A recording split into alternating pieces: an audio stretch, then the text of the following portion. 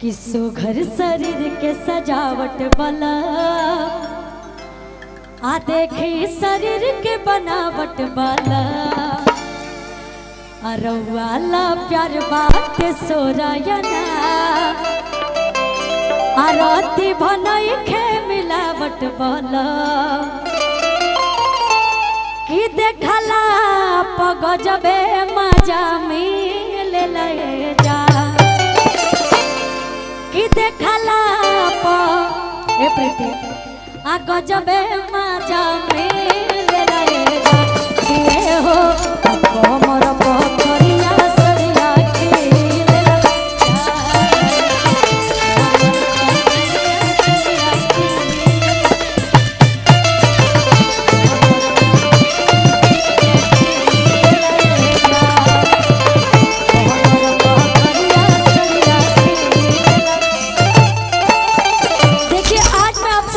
बताती हूँ। ब्लैक जो है ना वो मेरा सबसे फेवरेट कलर है ब्लैक। तो अक्सर आप सब देख रहे होंगे कि हमेशा हम ज़्यादातर ब्लैक ही पहनते हैं, चाहे कोई सा भी ड्रेस हो हम ब्लैक ही पहनते हैं। और ब्लैक मेरे को अच्छा लगता है, मुझे खुद ब्लैक अच्छा लगता है, इसलिए अक्सर हम ब्लैक ही पहनते हैं।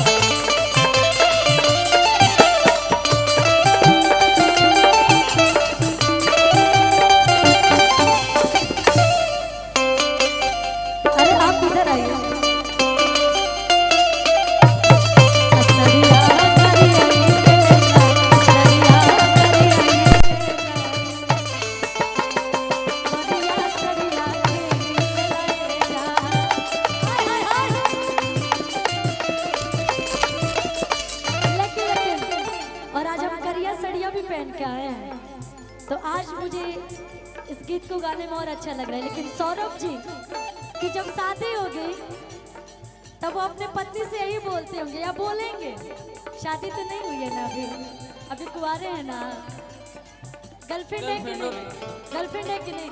ऐसा थोड़ी हो सकता है कि गर्लफ्रेंड ना हो, आपको पता है ना, है ना, कहीं कहीं आप ही तो नहीं। बताइए ना क्या दिक्कत है, बता दीजिए, हमको बता दीजिए। अच्छा बाद में हमको बताइएगा, लेकिन है ना, ठीक है भैया थोड़ा हटिए आप, ठीक है कोई दिक्कत, मेरे दोस्त है मैं पूछ सकती हूँ। तब ये बोलेंगे अपनी पत्नी से कमर पकड़िया सरिया